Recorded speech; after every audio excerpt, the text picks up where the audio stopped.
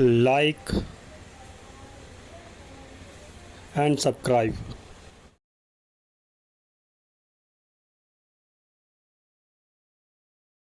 किया जाए। तो उन्होंने कंटेम्प्ट रिजेक्ट करने के लिए उनके वकील ने उनके माध्यम से कहा, तो उसके बाद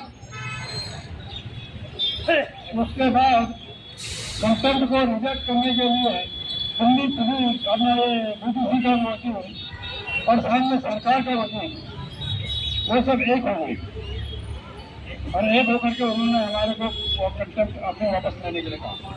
ऐसा हो गया होता।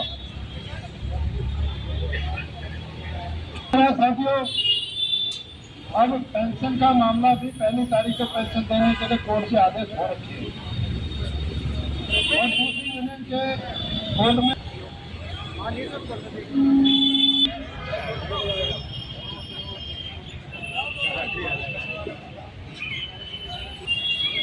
मैं कहीं से बात शुरू करता हूँ तो दूसरी यूनियन में कोर्ट में जाकर के डीटीसी सेवानिवृत्त कर्मचारी संघ ने भी कोर्ट में केस अवमानना का केस लगाया था, पेंशन देना चाहिए। तो दूसरी यूनियन ने हमारे ही वकील का विरोध करना शुरू कर दिया। गवर्नमेंट के वकील को और सेंटर मिल गया उसमें कि दूसरी यूनियन भी और ये भी जबकि होगा पेंशन देंगे। तो जब हमारे भाई आपस में लड़ना लग जाए, वजह है कि ये आज हम कभी और सरकार के खिलाफ चलते तो आज तुम्हें यहाँ से नहीं बैठना पड़ता। पेंशन के लिए तो खास कर दोगे, आज इकट्ठे चलते हैं। और आज भी कहा था 6 जनवरी 2020 को होना चाहिए और जिस मुद्दे पर पकड़ो उसको जड़ तक ले करके चलो। हमारी सबसे बड़ी समस्या एक तो पेंशन टाइम पे नहीं आ रही है। जो इन्होंने 2022 में बोर्ड से पास करे थे उसको लागू करो। दूसरी डिमांड है उसमें मेडिकल कैशलेस सुविधा। सेवानिवृत्त कर्मचारी संघ यहाँ पहुँचा हुआ है, किस कारण पहुँचा है? सेवानिवृत्त कर्मचारी संघ का मैं यहाँ पर आज बैठक कर रहे हैं, खुली बैठक कर रहे हैं। हम आपस में चर्चा कर रहे हैं क्योंकि हमारे को जो पेंशन चाहिए 1 तारीख को सेंट्रल गवर्नमेंट और दिल्ली सरकार के सभी डिपार्टमेंट के कर्मचारियों ने नियुक्ति करने के बाद में तो उनकी पेंशन 30 तारीख से 31 तारीख से 4-5 दिन पहले आ जाती है। लेकिन यहाँ 35 करने के बाद उसके बाद हमारी पेंशन को भी हमें 10 दिन वेट करना पड़ता है। 30 दिन वेट करना, कोई महीना निकल जाता है, कोई 2 महीने निकल जाते हैं। सरकार लाने के लिए वर्तमान कर्मचारी है, लेकिन हमारे को वो लाने नहीं मिलता किया है। आज हम बैठक कर रहे हैं और इस बैठक में हम सोचना चाहिए बैठ करके सरकार के सामने रख लिया। आज हम सरकार के पास बात करेंगे। आज की बैठक हमारी बहुत बड़ी होने वाली थी, लेकिन मुझे लगता है कि कुछ न कुछ ऐसा हुआ है शायद सरकार को लगा कि हमारे विरोध में ये हो रहा है, जबकि ऐसा कुछ भी नहीं था। ना हमने सरकार के विरोध में कुछ करना था। हम सभी स्वयंसेवक हैं, संघ के स्वयंसेवक हैं। 40 वर्षों से भारतीय मजदूर संघ में हमने काम किया है। उसके बावजूद भी सरकार का समर्थन करते हुए हम चाहते हैं कि हमारे को जो स्थान मिलना है वो इस हमें मिले। आज 70 साल के बुजुर्ग मेरे सामने खड़े हैं, ये हमारे मेडिकल योजना का लाभ नहीं मिलने की वजह से लोग इतने परेशान हैं कि उनकी आयु बीच में ही खत्म हो जाती है। मेरे भाई बीमार है, 10,000 महीने करीब की दवाई आ रही है और अगर हमें कुछ पेंशन तो लोगों से कर्जे लेना पड़ता है। कर्जदार भी 1 बार देगा, 2 बार देगा, बार-बार पैसा कहाँ से देगा। मैं खुद बीमार ऐसा मेरी दवाइयाँ आती है, डिस्पेंसरियों में लाइन में लगने बच्चा अगर ये कैशलेस तो शायद हम राहत महसूस करें।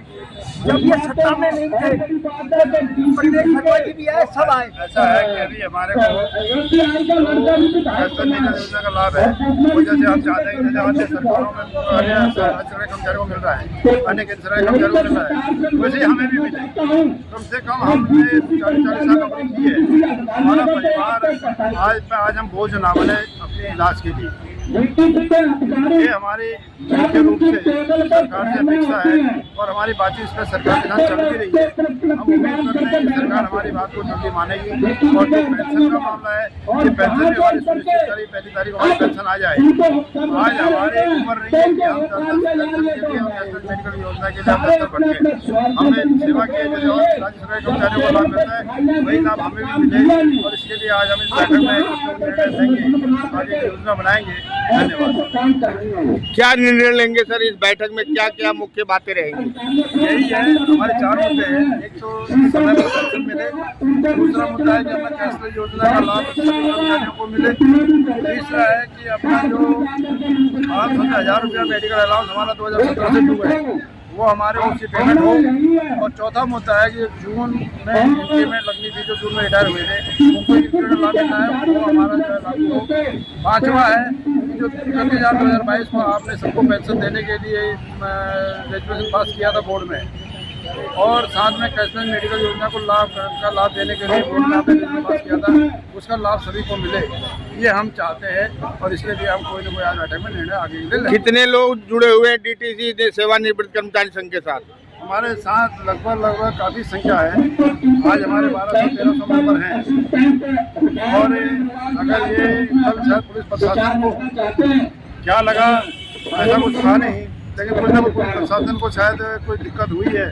हमारे 15 तारीख को हमने इसकी सूचना दे दी थी आज की बैठक की, उसके बावजूद भी कल शाम को उन्होंने हमारी पेंशन आज की जो मीटिंग थी उसको कैंसिल करने के बारे में हमारे को सूचित किया, जिसकी वजह से लोगों में कुछ भ्रम फैल गया कि आज मीटिंग नहीं हो पाएगी। आज यहाँ पर संख्या इसकी वजह से उतनी नहीं हो पाएगी जितनी हमारे को अपेक्षा थी, नहीं तो हमारी आज की बैठक में 400-500 लोगों का आना तय था। मीडिया के द्वारा क्या संदेश है सरकार को? मीडिया के द्वारा हम सरकार से यही अपेक्षा करते हैं कि आप इन बुजुर्गों को परेशान ना करें, और ये बुजुर्ग आपसे अपेक्षा करते हैं, जिन्होंने सबने सरकार को लाने के लिए दिन रात मेहनत की और आप लोगों को सत्ता तक पहुँचाया है, और आज आप सत्ता में हैं, हमने आपका साथ दिया है। मैं खुद स्वयंसेवक हूँ संघ का, तो हमने आपका साथ दिया है, और आप भी आज बुजुर्गों के लिए सोचें और ज़्यादा हमें परेशान ना करें, ये मैं अपेक्षा सरकार से करता हूँ। ठीक है।